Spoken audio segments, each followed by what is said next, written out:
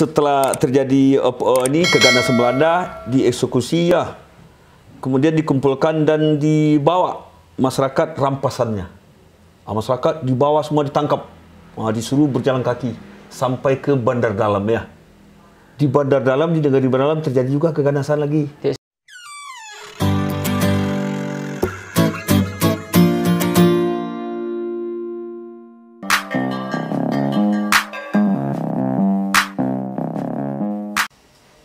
Assalamualaikum warahmatullahi wabarakatuh. Alhamdulillah pada malam hari ini kami dapat waktu dan kesempatan bertemu dengan orang tua kami, salah seorang wali nagari di Kabupaten Bogor Kota, di mana negeri ini merupakan negeri yang masuk dalam catatan sejarah nasional atas heroisme perjuangan masyarakatnya ketika masa penjajahan Belanda. Hari ini kami disambut langsung oleh orang tua kami yang juga merupakan wali nagari Situjo Batuah, yaitu Bapak Don Feski Datuk Tan Marajo. Assalamualaikum Pak Wali. Waalaikumsalam Ananda. Apa kabar Pak Wali? Sehat. Terima kasih kami diberikan waktu dan kesempatan berdiskusi dan berbincang di sini. Tentunya terkait sejarah kelam yang menimpa negeri Situjo Batuah. Jadi Nagari Situjo Batuah adalah nagari pejuang. Nagari pejuang yang dikenal dengan peristiwa Situjo, di mana gugur sebanyak 69 orang, para syuhada, para pemimpin, para pejuang. Dan itu terjadi pada tanggal 15 Januari 1949. Ketika itu 5 tahun pasca proklamasi. Iya, 5 tahun pasca proklamasi. Itu dilakukan karena adanya agresi Belanda. Yang pertama tahun 1947. Agresi kedua berarti. Yang kedua, agresi yang kedua Nanda ya. Ya. Itunya tahun 1948. Jadi Jogja jatuh, para pemimpin ditangkap, yaitunya Presiden Republik Indonesia Bapak Insinyur Soekarno dan Wakil Presiden Pak Atta dan kawan-kawan. Mereka dibuang ke pengasingan dan kemudian beliau membuat mandat terutama kepada Mr. Saprodin Prawira Negara yang sedang berada di Bukit Tinggi selaku Menteri Kemakmuran Republik Indonesia.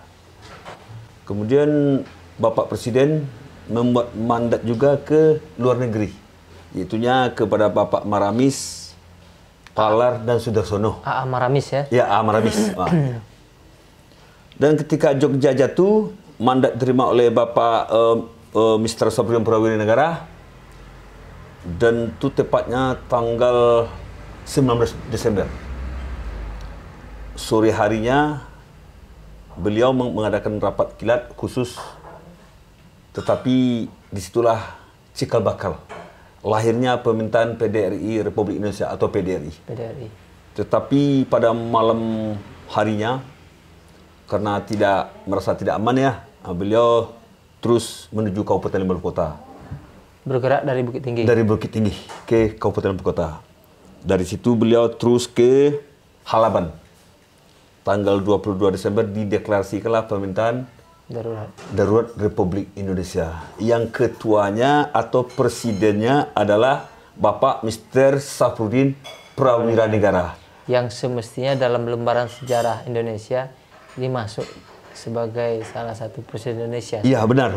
Cuman ada semacam ketidakjujuran sejarah tentang keberadaan beliau. Ya, atau ketidakkonsistenan lah ya. Ya, betul. Ya. Berarti peristiwa Situjo berdarah ini rangkaian dari agresi militer kedua. Iya.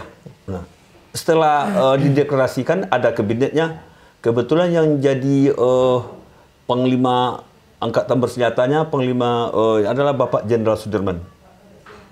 Dan kepala Teritorium Kepulauan Jawa, Tentara Teritorium Kepulauan Jawa adalah Bapak Kolonel Abdul Haris Nasution. Untuk Sumatera, Bapak Kolonel Hidayat. komandan tentara teritorialnya di Pulau Sumatera ya. Terus ada gubernur militernya.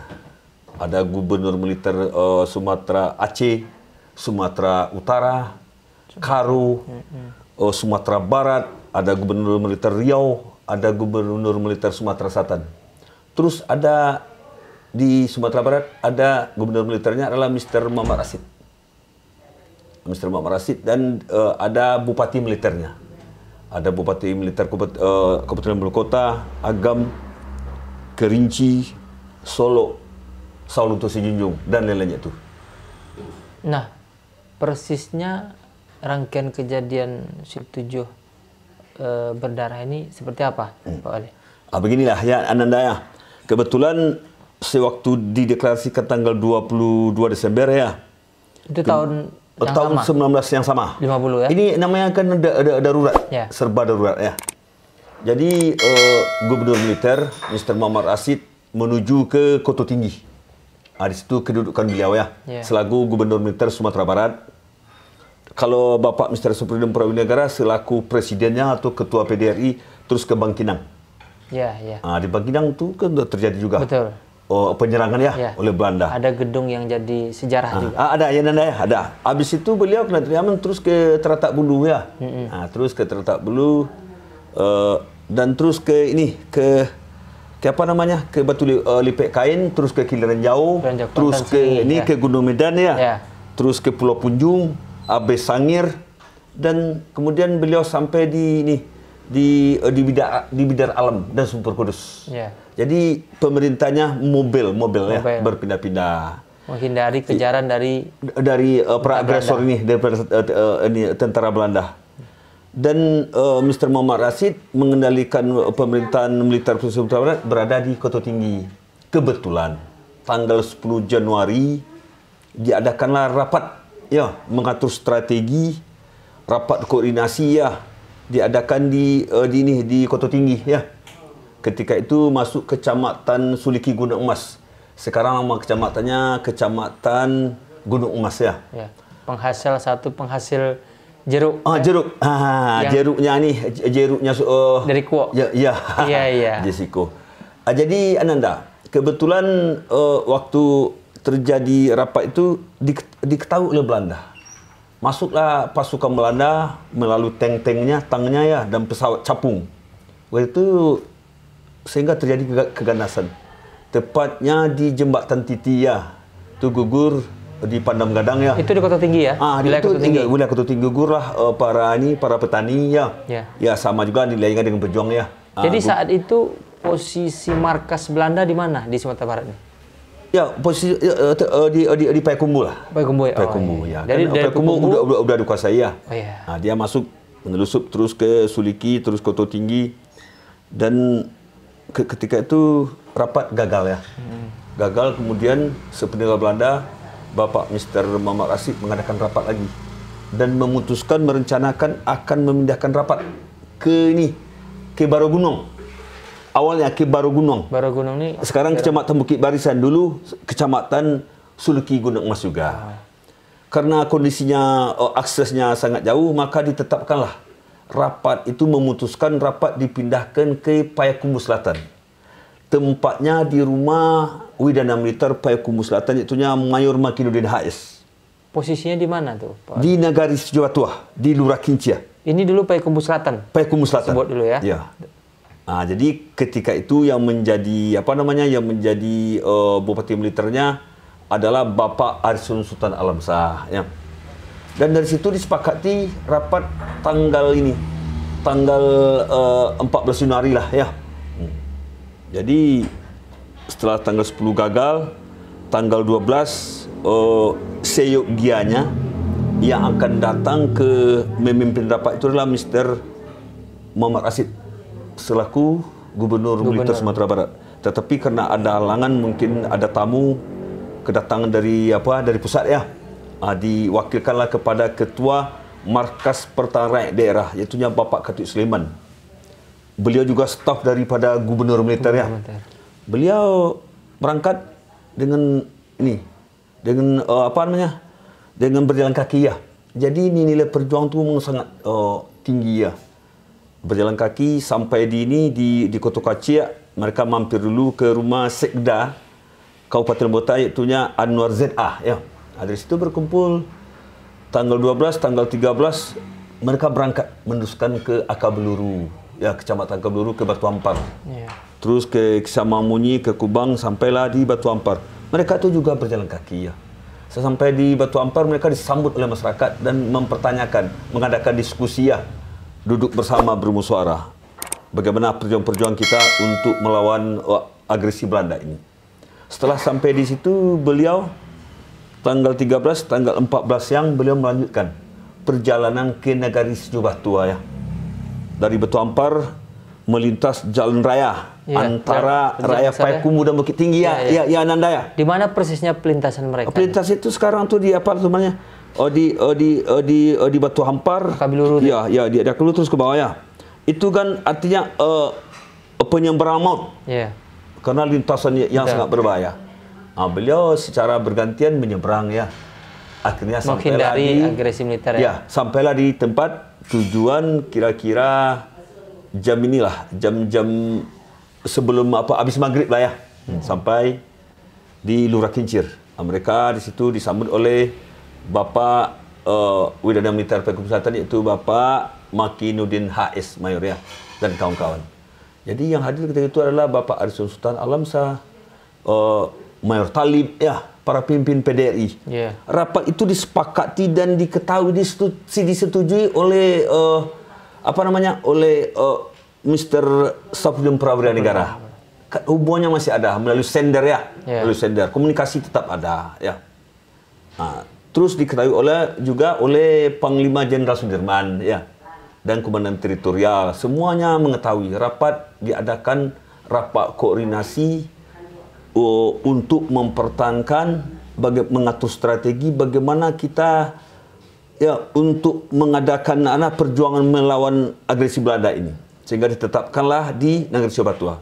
Kemudian para tamu sudah banyak, ada juga yang datang dari Andalih, ya, Andalih, Kabupaten Lempuyuk Kota, Kecamatan Luhak, juga sampai rombongan beliau. Ada di situ Kapten Tantawi, ya, ada Mayor Zainuddin Tembak, terus ada Bapak Mayor Sofian Ibrahim, Bapak Lieutenant Kolonel Dalni Ibrahim dan kawan-kawan. Sampai di tempat dan diadakanlah rapat di tempat kediaman Mayor Makinuddin HS, tempatnya di Lurah Kincir. Ya, sampai sekarang di situ adalah tempat makam pahlawan, ya. Ya. Terus setelah diadakan rapat malam, namanya rapat rahasia, kan ada gubernur militer, ada bupati militer. Jadi rapatnya dilaksanakan malam hari? Malam hari. Hari yang sama? Hari ya, pas. Kan tanggal 14, malamnya. Maghrib, kan? Ya, maghribnya, malamnya. Habis sholat Isya. Nah, habis sholat diadakan rapat. Dipimpin oleh Ketua MPRD ini. Markas Pertahanan Rakyat Daerah, itu Bapak Khatib Sulaiman. Setelah beliau memimpin, yang rapat itu rahasia, tidak diketahui. Cuma Bapak Widana Militer Pekumsatan, Mayor Makinuddin, itu ada BPNK, Badan Pengaman Negari dan Kota. Yeah. Setiap negari, ya, ada. Terus kalau di negari ada wali perang. Sekarang kepala desa atau itu jabatannya wali perang. Oh, dulu wali perang. Ya, ada camat militer. Yeah. Ada widana militer, ada bupati militer. Jadi pemerintahnya utuh, ya. Yeah. Jadi sifatnya militer. Yeah. Karena kondisi masih belum stabil. Darurat, ya. Darurat. Setelah rapat, kira-kira habis sholat Isya, rapat dimulai, ya, sampai waktu subuh sebelum azan masuk, ya. Rupanya diketahui oleh Belanda, ya.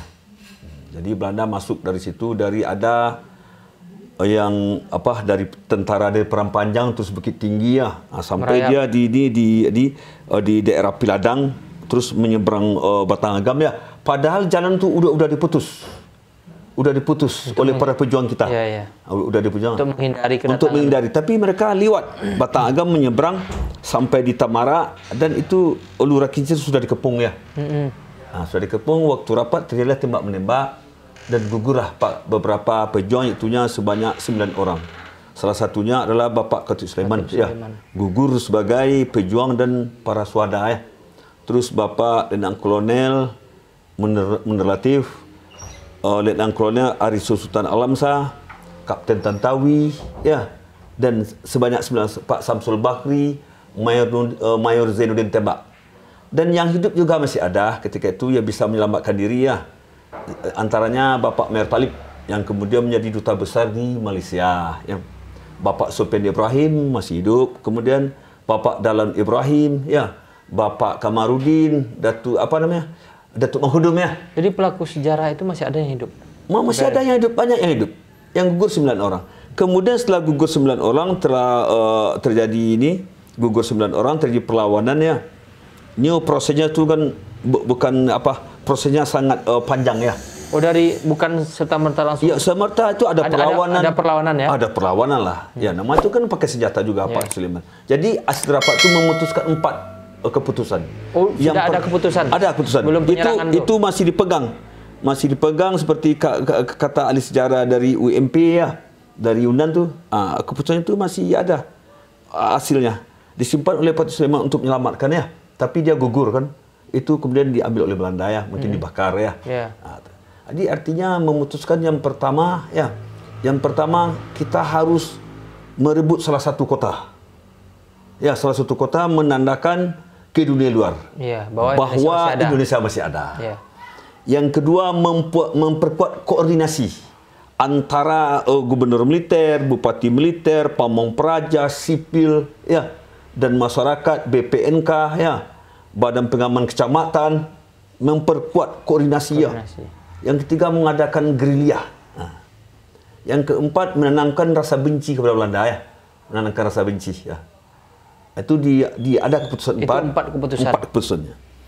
Kemudian setelah itu gugur, sudah gugur tuh para masyarakat ditangkap oleh Belanda, terjadi keganasan. Jadi seluruh peserta rapat yang tidak gugur itu melarikan diri atau ditangkap?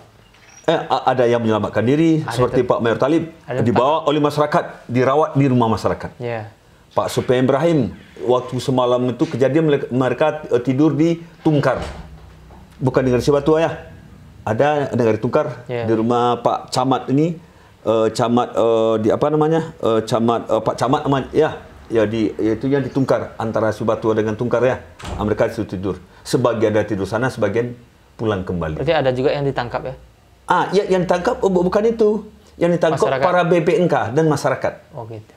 Paginya. Karena rapat itu cuma dihadiri terbatas, ya? Terbatas. Namanya rahasia. Yang hadir para pemimpin. Masyarakat itu secara umum nggak tahu, kan? Nggak tahu. Ya. Namanya rahasia, kan? Ya.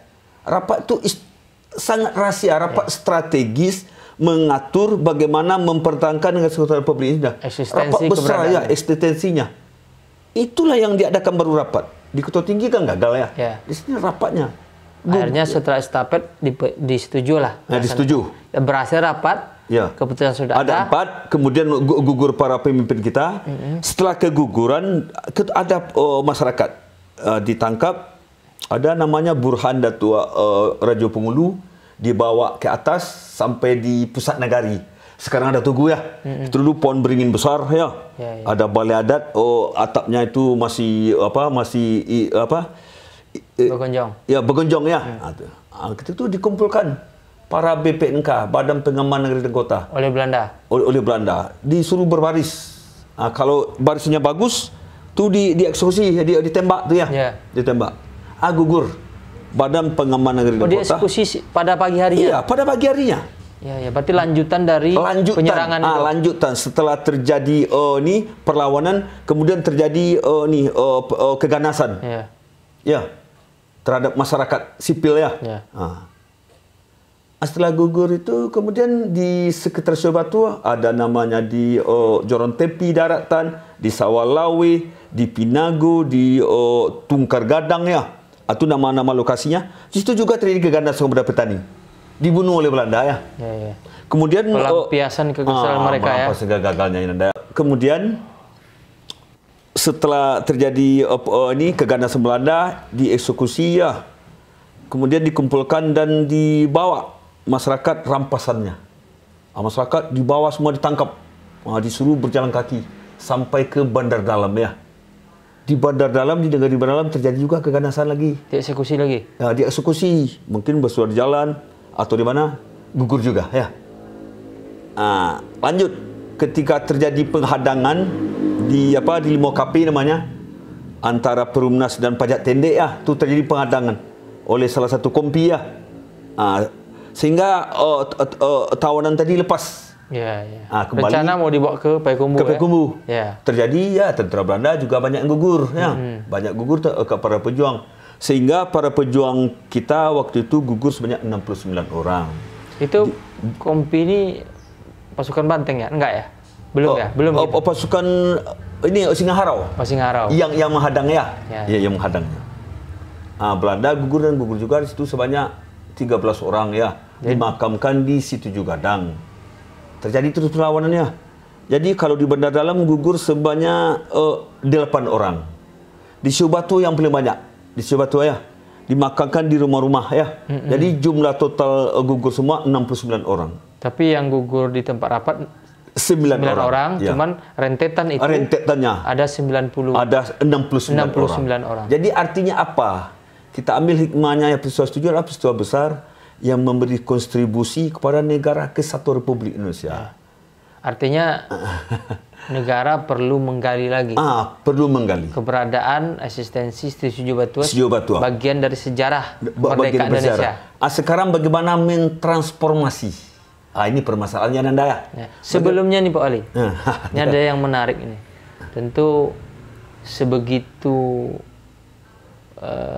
detailnya, rahasianya perencanaan rapat ini akhirnya bisa bocor.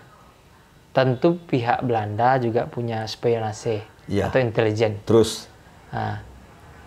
tapi tidak untuk kemungkinan ada juga pihak-pihak yang di kita yang kadang-kadang tergiur dengan iming-iming. Iya. Jadilah berkhianat. Ini kira-kira ada indikasi ke sana enggak? Ini perlu kita luruskan ya. Ya. Seperti kata Profesor Almarhum Mustika Z ya. Ya, karena gini, saya melihat tadi Pak Wali jelaskan sebegitu rahasianya rapat ini. Warga sini aja nggak tahu. Warga nggak tahu. Nggak tahu. Kalau di situ ada rapat petinggi-petinggi negeri. Tidak tahu. Tapi Belanda bisa sampai bocor. Sampai bocor ya. Inilah yang perlu kita luruskan. Kan ada selama ini IMEK yang mengatakan ada tembilu ya, ada pengkhianat ya. Ini tidak ada sama sekali. Udah banyak bukti-bukti seperti Profesor Mustika Z ya, sejarawan kita, Bapak Maijen Yusri Ismet Yuzairi, mantan Pangdam Bukit Barisin juga. Tembilu ini sebenarnya siapa? Tembilu adalah seorang pangkat Letnan 1 namanya Kamaluddin. Tembilu ini maksudnya apa? Artinya apa? Tembilu itu kan itu apa? Gelar. Seperti apa? Seperti gelar. Karena tubuhnya hitam, gelap, pendek. Dia kan pemain bola nih. Pemain bola horizon di Payakumbuh. Dia juga tentara. Ya, tentara. Jadi permasalahannya, seandainya dikatakan pengkhianat, Tembilu ini ya, Letnan 1 Kamaluddin ini, seharusnya dia tentu gampang pergi ke Payakumbuh. Menemui Bapak Dr. Anas. Betul. Yang telah memproklamirkan daerah istimewa Minangkabau merdeka ya. Itu kan kepercayaan Belanda. Kemudian mendeklarasikan diri. Mendeklarasikan diri ya. Ya pasti aman dia kan. Ke markas dia lari ya. Tetapi ternyata beliau enggak. Beliau setelah diadili di Padang Mengate, tempat ternak ini ya, secara militer ya, itu baru praduga. Kemudian terjadi insiden seperti katakan oleh para saksi sejarah ya, para pejuang gitu yang disampaikan kepada anak Inggris Batu ya. Beliau tu kan belum sempat jadi ini sudah terjadi ini pembacokan. Beliau lari ke Tanjung Pau. Tepatnya Tanjung Pau tu di Payakumbuh Barat ya, masuk kelurahan. Di situ beliau temui Letnan 1 Nur Matias, yang kemudian menjadi duta besar di Australia. Apa jawaban Bapak Nur Matias ketika itu? Lebih baik Pak Kamaluddin temu aja Bapak Kolonel ini Dalan Jambik di Kamang. Beliau pergi ke sana dengan luka ya. Ternyata sampai di Padang Taruk ya. dibunuh oleh masyarakat. Dihadang. Oh, masyarakat. Dihadang, ya. Dibunuh. Jadi apa yang dijadikan indikasi oleh masyarakat kalau Tembilu ini berkhianat? Itu kan praduga apa? Praduga ya, karena bahkan dia curiga ya. Karena Tembilu ini kan bagian intelijen, bagian pasukan intelijen ya. Indonesia tapi bagian intelijen. Ya, yang pernah pergi berbelanja peralatan perang ke Singapura lewat Batu Lepekan ya. Ya. Sampai ke Siak ya. Ya. Di situ beliau kan barter ya. Mungkin gagal sekembali situ, mungkin kalau ada beliau agak ada kemewahan lah gitu ya. Ya. Tapi, itu yang jadikan. Tapi peristiwa Tembilu ini tidak akan mengganggu peristiwa 7. Betul. Sebenarnya kita yakin beliau itu tidak ada. Ya, tidak ada pengkhianatan. Jadi karena masyarakat marah kepada Belanda ya. Dikambing hitamkan kepada beliau. Ya. Tapi rekan-rekan pejuang mereka juga membantah yang masih hidup bahwa mereka tidak pengkhianat ya. Artinya sesama anggota militer. Jadi yang kedua, rapat rahasia. Ketika itu Bapak Mayor Makinuddin, Widadam Militer Pegunungan Selatan, sangat rahasia. BPNK saja tidak tahu. Cuma kita begitu tetap rahasianya, betul rahasianya. Ya. Kenapa diadakan di Syobatua? Karena Syobatua itu panen padi. Masyarakat mengumpulkan emas. Apa ya? Kehidupan ya masih mapan waktu itu. Harta bendanya. Harta ada bendanya. Yang kedua, akses jalan sangat dekat. Kalau kita pergi ke Sijunjung, aksesnya juga dekat. Ke Bukit Tinggi, ke Solo, ke Batu Sangkar. Itulah Syobatua ditetapkan. Posisinya. Terus yang paling tidak apa lagi sama, pesawat capung, pengintai Belanda. Tidak ada. Waktu rapat di Kota Tinggi juga ada pesawat pengintai. Kemudian ada pasukan. Di sini juga begitu. Sebelum itu kan ada pasukan pengintai juga. Pengintai ya. Pesawat capung lewat ya. Itu dia kan sangat strategis ya. Kemudian itulah yang mengetahui rapat tu. Kalau masyarakat sama sekali berarti tidak. sebelumnya capung sudah. Udah. Sorenya udah itu tuh. Sudah melintas. Ya. 2 hari sebelum tu udah sering melintas di situ. Ya. Berarti sudah dapat kabar sebelumnya. Ya. Jadi ketika penghadangan oleh Belanda itu termasuk dengan kekuatan penuh ya, tank. Enggak, pasukannya diturunkan. Karena nggak bisa lewat. Nggak bisa karena ini udah diputus. Jembatan udah diputus. Ya. Udah diputus. Jadi tentara yang masuk itu tentara hitam. Tentara Ambon ya. Gurkha. Yang Belanda juga ada gugur satu di situ, satu orang. Pimpinannya. Karena saat itu kan yang Belanda itu komandannya aja kan. Komandannya. Pasukannya kan banyak pasukan yang dari tentara Asia. hitam. Dari Asia. Ya, dari Ambon. Ada dari Ambon. India. Ya dari India. Tentara Gurkha lah ya. Itu kira. Jadi artinya yang kita ambil sekarang, peristiwa 7 adalah peristiwa besar yang memberi kontribusi besar kepada negara sejarah panjang negara. Sejarah ya. Jadi artinya basis PDRI bukan, kalau peristiwa 7 itu kan rentetan bagian kecil, tetapi memberikan kontribusi pejuangnya, heroisminya nih ya, yang gugur semangatnya ketika terjadi proses permintaan PDRI itu, dia masuk rimba keluar rimba. Betul. Mengantar surat pun pakai kurir. Tantangannya binatang ya. Itu kan sangat riskan. Kalau sekarang kan pakai SPPD kita. Udah ini aja ya. SPPD. Ini dulu nyawa, jiwa, anak, keluarga ya. Artinya yang dikorbankan ini nyawa ya. Nyawa. Jadi kita meminta nih kepada, karena basis PDRI itu kan Sumatera.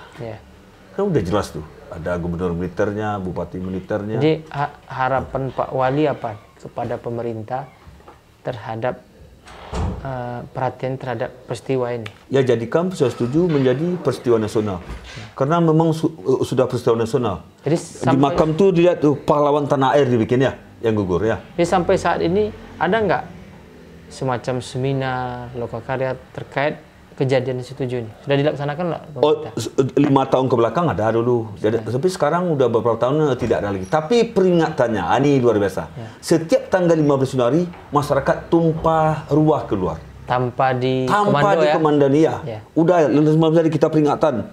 Ini upacara militer. Jadi secara resmi dari pemerintah sebelumnya belum ada ya? Ada, ini tetap pemerintah.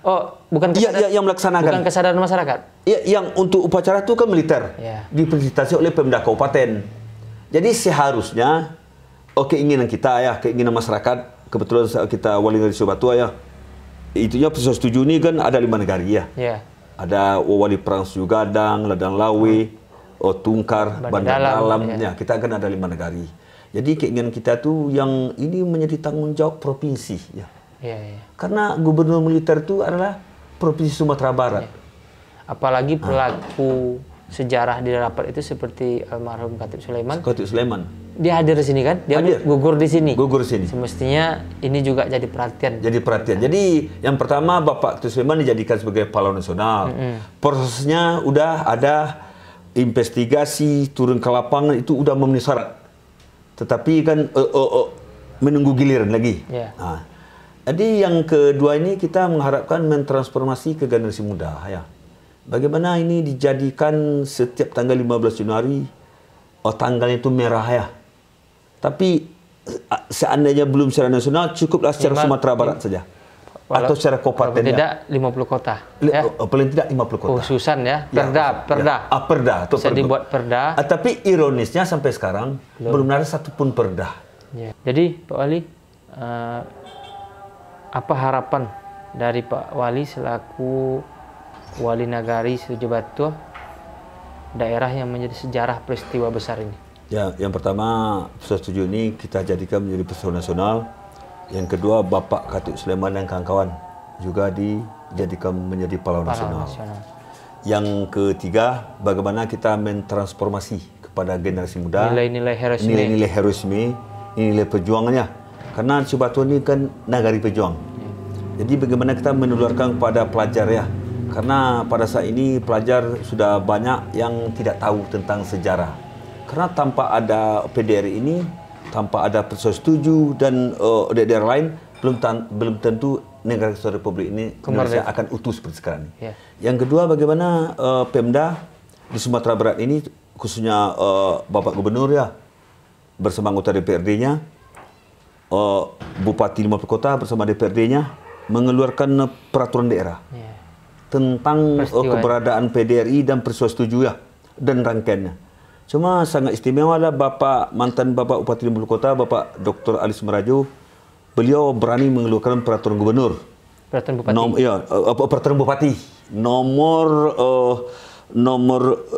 Peraturan Bupati tahun 2011 tentang rangkaian peringatan PDRI. Rangkaian ya. Termasuk Situju Batuah, Koto Kaci ya. Ada Koto Tua Lautan Api, ada Halaban, ada Padang Japang. Karena rangkaian peristiwa itu panjang ya? Panjang, ya. Terus yang ketiga, bagaimana ya, kita ini apa kompensasi? Nah harus dibangun tuh ya, kita khususkan lah. Nah negeri pejuang ini ya. Betul. Kita bangunlah sarana prasarananya. Ya. Ada bukti sejarah. Yang dibangun dalam bentuk entah monumen, entah tugu. Monumen, ya. Sekarang kan udah ada monumen di Koto Tinggi, ya tahu nggak apa. Di Halaban juga dibangun, di Bidar Alam juga, di Bangkinang juga, di Situju Batuah juga. Setiap daerah ya yang ikut rangkaiannya itu dibangun. Itu suatu bukti bahwa kita peduli kepada negara kesatuan Republik Indonesia. Seperti kita katakan tadi, sekarang ini kita udah hidup senang, ya. Setiap perjalanan ada SPPD dulu nyawa taruhnya. Betul. Masuk rimba, keluar rimba. Ya. Taruhannya nyawa. Ini nilai semangat ini yang akan kita tularkan kepada generasi yang ke depan. Ya. Terus yang tidak kalah pentingnya, ya, bagaimana nanti setiap daerah yang dijadikan basis pejuang PDRI ini, ya secara serentak lah kita ya merayakannya. Dan yang sangat luar biasa adalah keberanian Pak SBY mengeluarkan Kepres nomor 28 tahun 2006 tentang Hari Belah Negara. Ini cikal bakal daripada PDRI. Kemudian diperkuat oleh Bapak Jokowi dengan Impres Instruksi Presiden nomor 7 tahun 2012 tentang PDRI, siapa mengerjakan apa. Udah ada dasar hukumnya ya. Tinggal menindaklanjuti lagi. Berarti provinsi. Tinggal turunannya kita harapkan kepada Provinsi Sumatera Barat dan juga pemerintah Kabupaten Kota. Datuk Sapa. Datuk Sapa. Semoga peristiwa si 7 ini bisa diangkat lebih menasional, tentu salah satunya peran pemerintah itu dengan membentuk perda. Sehingga ke depan momentum perayaan ini bukan hanya sekedar seremonial, tapi juga menjadi semacam motivasi. Spirit bagi generasi muda bahwa negeri ini negeri pahlawan. Tentu diharapkan pemudanya juga menjadi pelanjut sejarah-sejarah pejuang kita yang berkorban bukan hanya dengan tenaga tapi juga dengan nyawanya. Terus apa namanya nih? Jadi kalau udah peduli jadi berarti peristiwa ini artinya abadi dia bisa berkelanjutan. Menjadi jati diri generasi muda, membangkit percaya diri kembali, sehingga ke depan bentuk-bentuk perjuangan ini adalah dengan cara bagaimana membangun negeri ini lebih baik. Ananda, yang terakhir ini bagaimana kita mengisi kemerdekaan, menghargai para pejuang yang telah terdahulu merupakan jiwa, tenaga, pikiran, harta kita isi dengan pembangunan, dengan mentransformasi jadi pembangunan ini memang kita yang tak kalah pentingnya. Bapak Wakil Presiden Pak Atta pernah menjadi inspektur upacara di sini. Memperingati kejadian Situjo Berdarah. Situjo Berdarah. Kemudian Bapak Muldoko tahun 2019 itu utusan Bapak Presiden Jokowi artinya eksistensi ini sudah ada pengakuan. Pengutus utusan-utusan udah ada dari presiden. Tapi bagaimana kita di daerah menindaklanjuti? Bukan selama ini Pemda peduli, juga dibangun, tetapi baru setengah. Mari kita jadikan Lurah Kinci menjadi Taman Makam Pahlawan Kabupaten 50 kota. Itu intinya. Itu berhentinya. Terima kasih banyak Pak Wali. Memberikan pencerahan, waktu dan kesempatan bercerita tentang sejarah besar ini. Kita harapkan di tengah-tengah gegap gempita modernisasi zaman ini, pemuda kita yang banyak sudah kehilangan jati diri. Kita harapkan kejadian-kejadian heroisme seperti ini kembali mengingatkan generasi kita bahwa negeri kita negeri pahlawan. Sehingga generasi muda rasa memiliki. Rasa bertanggung jawab. Pengaruh-pengaruh negatif.